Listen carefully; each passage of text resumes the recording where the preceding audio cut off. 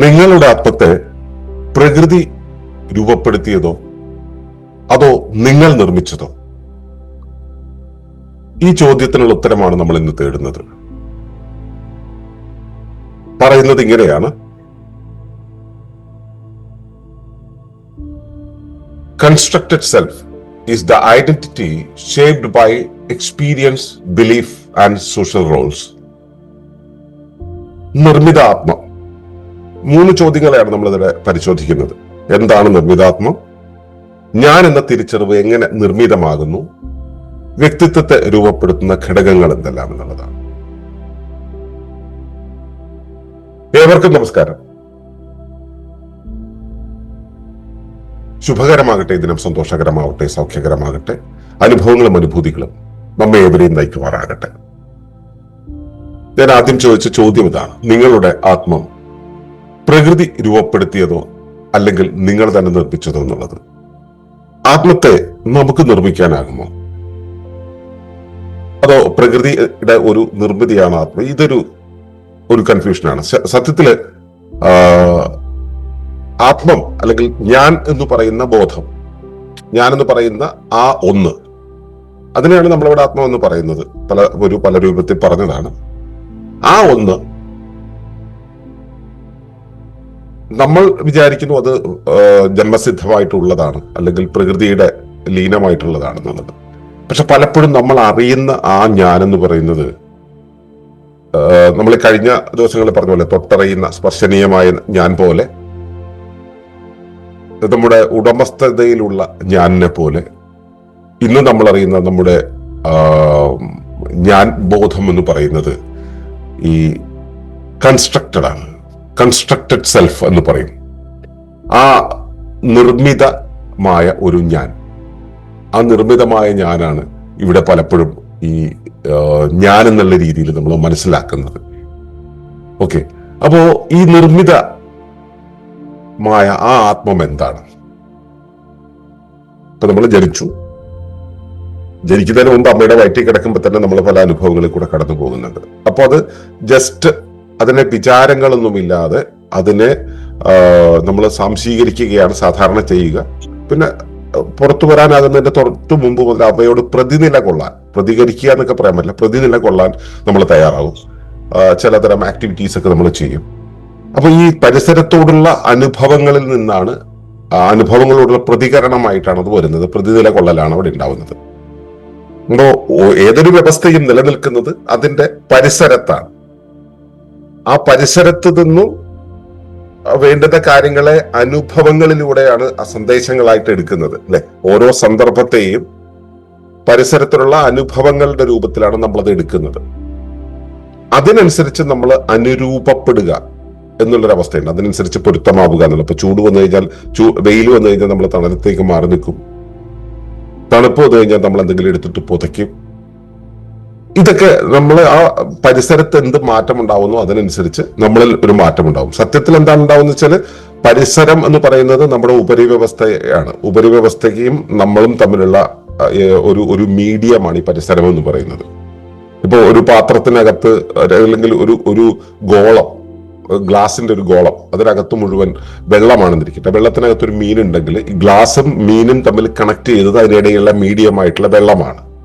അതുപോലെ പ്രകൃതി എന്ന സംവിധാനത്തിന്റെ അകത്ത് നമ്മുടെ ഈ പരിസരം അല്ലെങ്കിൽ പരിസ്ഥിതി എന്ന് പറയുന്ന മീഡിയത്തിനകത്താണ് നമ്മൾ നിൽക്കുന്നത്. അപ്പൊ നമ്മളും പ്രകൃതിയും തമ്മിൽ കണക്ട് ചെയ്യുന്ന മീഡിയമാണ് ഈ പരിസരം എന്ന് വിചാരിക്കുക.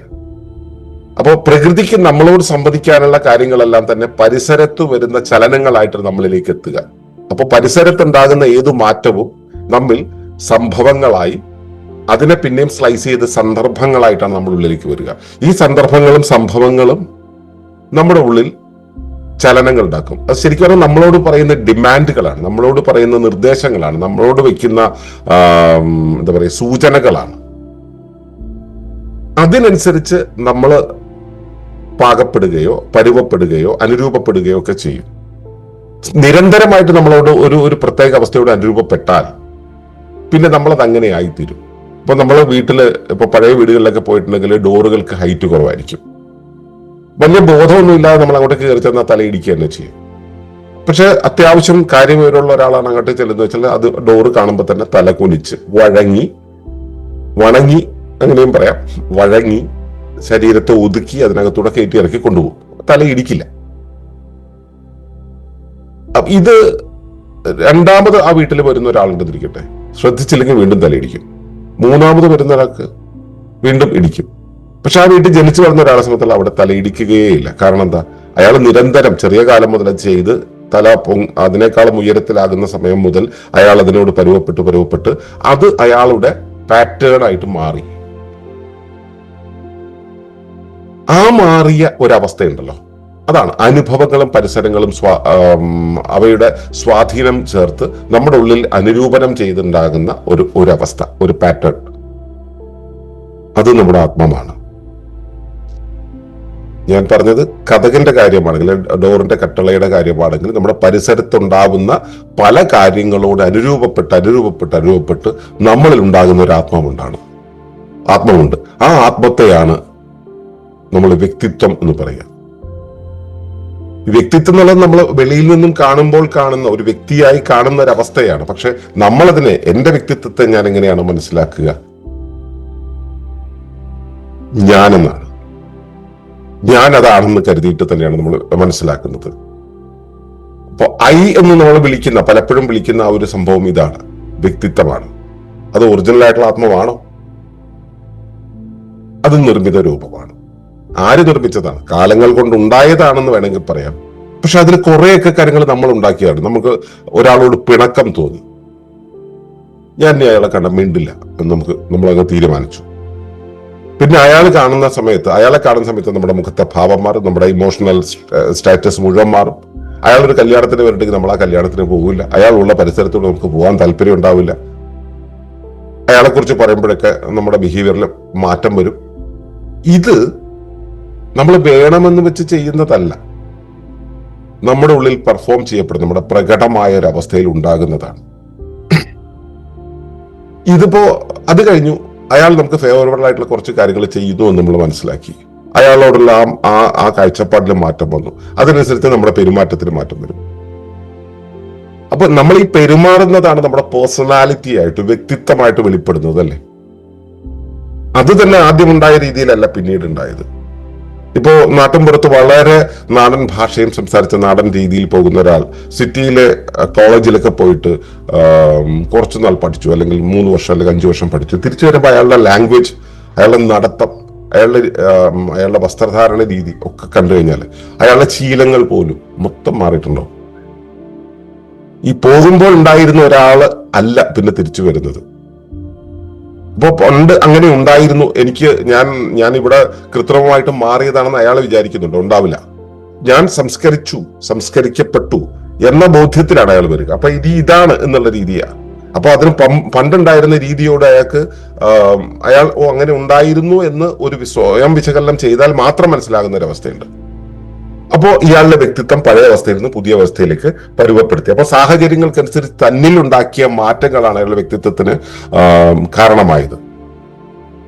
അപ്പൊ ഇതിന്റെ ഒഴുക്ക് ഇങ്ങനെയാണ്. ബാല്യത്തിൽ നമ്മൾ മറ്റേ ഈ ചെറിയ അനുഭവങ്ങൾ, ചെറിയ അനുഭവങ്ങൾ, സത്യത്തിൽ ചെറുതല്ല, വലിയ അനുഭവങ്ങൾ തന്നെ. ആ അനുഭവങ്ങളിൽ നിന്ന് നമ്മൾ കാര്യങ്ങൾ ശേഖരിക്കുന്നു. ഞാൻ എന്നുള്ള ഒരു അവസ്ഥ ഇതാണെന്നുള്ളത് അറിയാതെ ശേഖരിക്കുന്നു. പിന്നീട് ഒരു 8 വയസ്സിന്റെ ഉള്ളിൽ സമൂഹവും കുടുംബവും വിദ്യാഭ്യാസ സ്ഥാപനങ്ങളും വെളി ലോകവും ഒക്കെ കൂടെ ചേർന്നിട്ട് നമ്മുടെ ചിന്തകളെ പരുവപ്പെടുത്തുന്നു. ഈ ചിന്തിച്ച് കുറെ കഴിയുമ്പോൾ ഈ ചിന്തകളൊക്കെ കൂടെ ചേർന്നിട്ടൊരു വിശ്വാസ വ്യവസ്ഥയായിട്ട് മാറും. ആ വിശ്വാസം എന്താണ്? ആ വിശ്വാസ വ്യവസ്ഥ എന്താണ്? അതിനനുസരിച്ച് ഒരു ഞാൻ ഉള്ളിൽ ഉണ്ടായി വരും. ഞാൻ കമ്മ്യൂണിസ്റ്റ് ആവും, ഞാനൊരു മതവിശ്വാസിയായിട്ട് മാറും, അല്ലെങ്കിൽ ഞാൻ ഒരു സമ്പന്നരുമായി ബന്ധമുള്ള ഒരാളായിട്ട് മാറും, അല്ലെങ്കിൽ ഞാൻ റോയലായിട്ട് ജീവിക്കുന്ന ഒരാളായിട്ട് മാറും. നേരെ തിരിച്ച് ഞാനൊരു ദരിദ്രവാസിയായിട്ട് മാറും. ഇത് നമ്മുടെ വിശ്വാസ വ്യവസ്ഥയ്ക്കനുസരിച്ച് ഉണ്ടാവുന്നതാണ്. ഇത് തന്നെ യാഥാർത്ഥ്യമാണ് നമ്മൾ കരുതുകയും ചെയ്യും.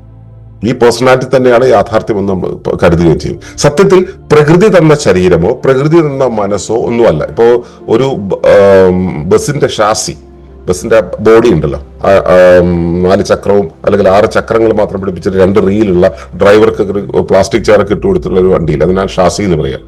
ഇതാണ് കമ്പനി ഇറക്കുന്നത്. അതിന്റെ മുകളിൽ എന്ത് വെച്ച് കെട്ടണം എന്നുള്ളത് കമ്പനിയുടെ ഓണറാണ്, അല്ല ഈ ബസ്സിന്റെ ഓണറാണ് തീരുമാനിക്കുക. അതുപോലെ നമുക്ക് കിട്ടുന്നത് ശരീരമാണ്. ആ ശരീരത്തിന്റെ മുകളിൽ എന്ത് കൺസ്ട്രക്ട് ചെയ്യണം എന്നുള്ളത് ആ സാഹചര്യങ്ങൾ അനുസരിച്ച് ആ വ്യക്തിയുടെ ബോധവും വ്യക്തിയുടെ പരിസരവും ഒക്കെ കൂടെ ചേർന്ന് തീരുമാനിക്കുന്നതാണ്. കുറെയൊക്കെ പരിസരത്തിന് സ്വാധീനം ഉണ്ടെന്ന് ശരിയാണ്, പക്ഷെ വ്യക്തിയാണ് അവിടെ തീരുമാനം എടുക്കുന്നത്. അപ്പോ വ്യക്തിത്വത്തെ ആ രൂപപ്പെടുത്തുന്ന കാര്യങ്ങൾ എന്തൊക്കെയാണ്, അതിന്റെ ഘടകങ്ങൾ എന്തൊക്കെയാണ്? അത് ആദ്യത്തെ കാര്യം എന്ന് പറയുന്നത് പരിസരത്തെക്കുറിച്ചുള്ള തിരിച്ചറിവ്. ഈ പരിസരത്തോട് അനുരൂപപ്പെട്ട് നിൽക്കുന്ന ഞാനിനെ കുറിച്ചുള്ള തിരിച്ചറിവ്. പരിസരം എന്താണെന്ന് അറിഞ്ഞ്, ഇപ്പൊ തീയാണെങ്കിൽ അത് തീയാണ്, ഞാൻ തീയാണെന്നല്ലല്ലോ കരുതുക. തീയിൽ നിന്നും ഇത്ര ദൂരം മാറി നിൽക്കണം, അല്ലെങ്കിൽ എനിക്ക് പൊള്ളിപ്പോകുന്നുള്ള തിരിച്ചറിവ്. ആ അകലം പാലിക്കാനുള്ള ബോധ്യം. ഇതുപോലെ തന്റെ പരിസരത്ത് നിന്നും എവിടെ നിൽക്കണം എവിടെ നിൽക്കണ്ട എന്ന് അറിഞ്ഞുകൊണ്ട് ഞാൻ ഇവിടെയാണ് നിൽക്കേണ്ടത്, എന്റെ പൊസിഷൻ ഇതാണ് എന്ന് അറിയുന്ന ഒരു ഞാനുണ്ട്.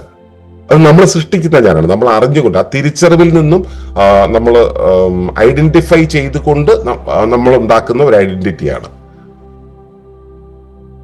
അവിടെ നിൽക്കുമ്പോഴാണ്, അങ്ങനെ നിന്ന് പോകുമ്പോഴാണ് നമുക്ക് സാമൂഹ്യമായിട്ടുള്ള പല കാര്യങ്ങളെ കുറിച്ച് നമ്മൾ മനസ്സിലാക്കുക.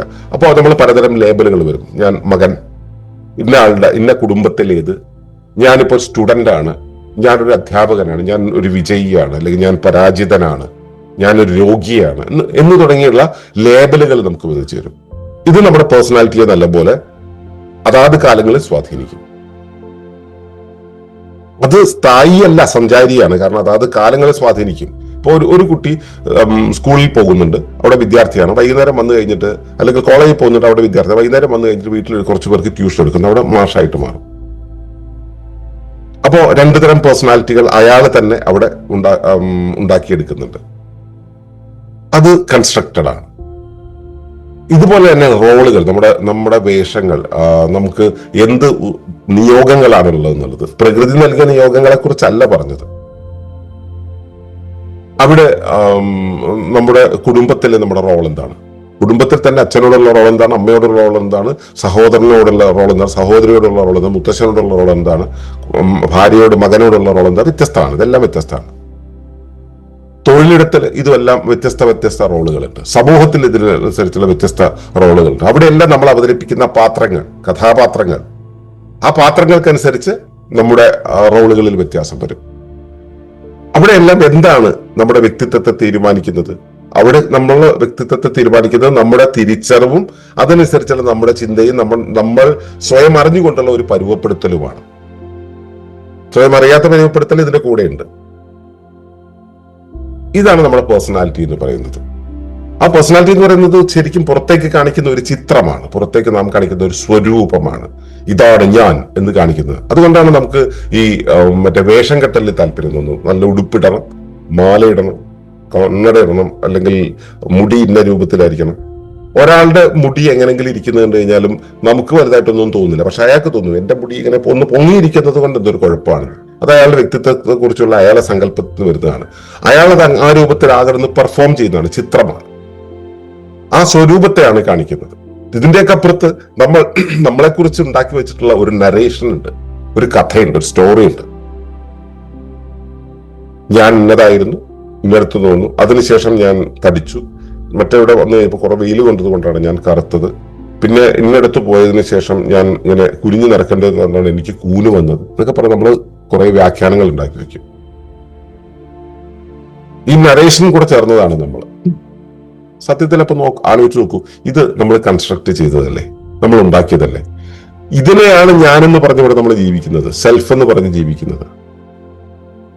ഇതിനെ നിലനിർത്താൻ, ഈ വെളിയിൽ കാണിക്കുന്ന ഈ ഞാനിനെ നിലനിർത്താനാണ് സമൂഹത്തിലെ ആളുകൾ ഏറിയ പങ്കും ശ്രമിച്ചുകൊണ്ടിരിക്കുന്നത്. ഇതിനെയാണ് നമ്മൾ മാറ്റണം എന്ന് പറയുന്നത്. നമുക്കറിയാവുന്ന ഞാനിതാണ്, നമ്മൾ കൈകാര്യം ചെയ്യുന്ന ഞാനിതാണ്, നമ്മൾ പറഞ്ഞു പഠിപ്പിച്ചത്, നമ്മൾ ഏറ്റവും കൂടുതൽ സമയം സ്പെൻഡ് ചെയ്തത്, നമ്മൾ ഏറ്റവും കൂടുതൽ പണം സ്പെൻഡ് ചെയ്തത് ഈ ഞാനിന് വേണ്ടി, നമ്മുടെ ഈ കൺസ്ട്രക്ട് ചെയ്യാൻ വേണ്ടി നമ്മൾ ആദ്യം ഈ സമയവും പണവും ചിന്തയും ഒക്കെ സ്പെൻഡ് ചെയ്തു. ഇപ്പൊ അത് നിലനിർത്താൻ വേണ്ടി നമ്മൾ സ്പെൻഡ് ചെയ്തുകൊണ്ടേയിരിക്കുന്നു. ഇത് തന്നെയായിരിക്കും, ഇത് നിലനിർത്താൻ വേണ്ടിയുള്ള ചിന്തകളിലായിരിക്കും നമ്മുടെ ജീവിതത്തെക്കുറിച്ചുള്ള കാഴ്ചപ്പാടുകൾ വരെ നമ്മൾ വിരചിച്ചിട്ടുള്ളത്. ഇതിനെയാണ് ഇതല്ല ശരി, വേറൊന്നാണ് നമ്മൾ പറയുന്നത്. അപ്പോ മനസ്സിലാക്കുക, ഈ കൺസ്ട്രക്റ്റഡ് സെൽഫ് എന്ന് പറയുന്നത് സത്യത്തിൽ നമ്മുടെ പരിസരവും നമ്മളും കൂടെ അനുരൂപപ്പെടുത്തുന്ന സമയത്ത് അവിടെ പിടിച്ചു നിൽക്കാൻ വേണ്ടി എന്താണോ വേണ്ടത് അതിനനുസരിച്ച് നാം കൺസ്ട്രക്ട് ചെയ്യുന്ന ഒരു കഥയാണ്. ആ കഥയാണ് നമ്മൾ ഞാനെന്ന് വിചാരിക്കുന്നത്. നല്ലൊരു നറേഷനാണ് അത്. നമ്മുടെ അതാത് കാലത്തെ തിരിച്ചറിവിൽ നിന്നും, നമ്മുടെ അവയർനെസ്സിൽ നിന്നും, നമ്മുടെ അവബോധത്തിൽ നിന്നും നമ്മൾ ഉരുത്തിരിഞ്ഞു തുടങ്ങുന്നതും, നമ്മൾ അവയർനെസ് ലെവലിനെ നമ്മൾ കൈകാര്യം ചെയ്യുന്നതനുസരിച്ച് നമ്മൾ അവിടെ കൺസ്ട്രക്ട് ചെയ്തെടുക്കുന്നതുമായിട്ടുള്ള ഒന്നാണ്. ഇത് സ്ഥിരമല്ല, മാറും, നിരന്തരമായിട്ട് മാറിക്കൊണ്ടിരിക്കും. സ്ഥായിയല്ല, സഞ്ചാരിയാണെന്ന് പറഞ്ഞതാണ്. മാറിക്കൊണ്ടിരിക്കും. ആ മാറ്റം എന്ന് പറയുന്നത് കാലത്തിനനുസരിച്ചുള്ള മാറ്റം തന്നെയല്ല. ഒരു ദിവസത്തിൽ തന്നെ ഓരോ ഇടത്ത് തന്നെ, ഇപ്പൊ റൂമിനകത്തിരിക്കുമ്പോൾ, റൂമിന്റെ പുറത്ത് വരുമ്പോൾ, അല്ലെ, കുളിമുറിയിൽ നിൽക്കുമ്പോഴാണ് നമ്മൾ പച്ചക്കായിരിക്കുക. കുളിമുറിയിൽ നിന്ന് നമ്മുടെ ബെഡ്റൂമിലേക്ക് കയറുന്ന സമയത്ത് നമ്മളൊരു തോർത്തുടുക്കും. അവിടെ നിന്നും നമ്മൾ ഹാളിലേക്ക് വരുന്ന സമയത്ത് നമ്മൾ ലുങ്കി എടുക്കും. അവിടുന്ന് മുറ്റത്തേക്ക് ഇറങ്ങുന്ന സമയത്ത് ഒരു ടീഷർട്ട് കൂടി ഇടും.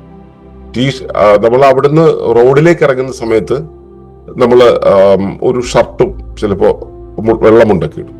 നമ്മുടെ ബസ് സ്റ്റോപ്പിൽ നിന്ന് വെളിയിൽ പോകുന്ന സമയത്ത് നമ്മൾ പാൻസും ഷർട്ടും ഒക്കെ ഇടും. നമ്മൾ പോർട്ട് വിട്ട് പോകുന്ന സമയത്ത് കോട്ടും ഇടും. നിത്യജീവിതത്തിൽ നമ്മൾ ചെയ്തുകൊണ്ടിരിക്കുന്ന കാര്യങ്ങളാണ്. അപ്പോൾ ഓരോ സമയത്തും നമ്മൾ ഇതിന് മാറ്റം വരുത്തുന്നത്. ഇത് നമ്മൾ കൺസ്ട്രക്ട് ചെയ്ത സെൽഫാണ്. ഇതാണ് ഞാൻ എന്നുള്ള ഒരു ബോധ്യം അതിനകത്ത്, അല്ലെങ്കിൽ ഇതായിരിക്കണം ഞാൻ എന്നുള്ള നമ്മളുണ്ടാക്കിയ നരേഷൻ അനുസരിച്ച് ഞാൻ എങ്ങനെ ആയിരിക്കണം എന്നുള്ള നിഷ്കർഷം നമുക്കുണ്ട്. ഇത് നിർമ്മിത ആത്മാവാണ്, നിർമ്മിച്ചതാണ്, അത് സത്യമേ അല്ല. അതല്ല സത്യം. ആ ബാത്റൂമിനകത്ത് ഉണ്ടായിരുന്നില്ലേ, അവിടെയാണ് നമ്മൾ അറിഞ്ഞുകൊണ്ടിരിക്കുന്ന ഒരു സത്യം നിലനിൽക്കുന്നത്. അതിനെ വിട്ടിട്ടാണ് നമ്മൾ ഇവിടെ ഈ സാധനങ്ങളിലെല്ലാം വന്നത്. ആ ബാത്റൂമിനകത്തിരിക്കുന്ന അത് സത്യമാണോ? നമുക്ക് അറിയാവുന്ന സത്യമാണോ? ഇതാണ്. ഈ സത്യത്തിന്റെ അവസ്ഥയ്ക്ക് അപ്പുറത്ത് വേറെ ഉണ്ടെങ്കിലോ അവിടെ പോണെങ്കിൽ എന്താ വേണ്ടത്? ഇതിനെല്ലാം ഉരുത്തിരിച്ച ആ ഒരു സാധനമില്ലേ, തിരിച്ചറിവ് എന്ന് പറഞ്ഞത്. ആ തിരിച്ചറിവ് ഉണ്ടാവണം. തിരിച്ചറിവിൽ മാറ്റം ഉണ്ടാക്കിയാൽ ഈ ജീവിതത്തിന്റെ ആത്മബോധത്തിൽ മാറ്റം വരും. നമ്മൾ ഈ കാണിക്കുന്ന പെർഫോമൻസിനൊക്കെ മാറ്റം വരും. നമ്മൾ ഒറിജിനൽ ആയിട്ടുള്ള ആത്മത്തിലേക്ക് പോകും. അപ്പോൾ നമ്മളിപ്പോ വ്യക്തിത്വം എന്ന രീതിയിൽ നമ്മളെ മനസ്സിലാക്കി വെച്ചിട്ടുള്ള ഞാനെന്ന് പറയുന്നത് നിർമ്മിതമാണ് എന്നുള്ളതാണ് ഈ പറഞ്ഞു വന്നത്. യഥാർത്ഥ ആത്മ എന്ന് പറയുന്നത് ഇതിനതീതമായിട്ടുള്ള ഒന്നാണ്. അവിടേക്കാണ് നമ്മൾ യാത്ര ചെയ്യാൻ ഒരുങ്ങുന്നത്. ആത്മയാനത്തിലെ ഈ യാത്ര അവിടേക്കാണ്. അപ്പോൾ ഇന്ന് നിങ്ങളുടെ ആത്മത്തെ, നിങ്ങളുടെ ആ കൺസ്ട്രക്റ്റഡ് സെൽഫിന്റെ ഡയമെൻഷൻസിനെ, അതിന്റെ പാരാമീറ്റേഴ്സിനെ ഒക്കെ ഒന്ന് നിരീക്ഷിക്കുക. അതൊക്കെ അറിഞ്ഞാൽ മാത്രമേ നമുക്ക് അടുത്തതിലേക്ക് പോകാൻ കഴിയുള്ളൂ.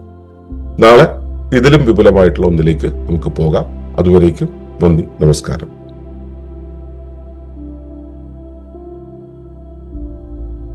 തുടർന്നു കാണുന്നതിന് മുമ്പായി ഈ വിഷയം ഇഷ്ടമായെങ്കിൽ ഒന്ന് ലൈക്ക് ചെയ്യുക, കമന്റ് ചെയ്യുക, ഷെയർ ചെയ്യുക. നിങ്ങൾ പ്രകൃതിയെ ഇഷ്ടപ്പെടുന്നുവെങ്കിൽ ഈ ചാനൽ സബ്സ്ക്രൈബ് ചെയ്യുക.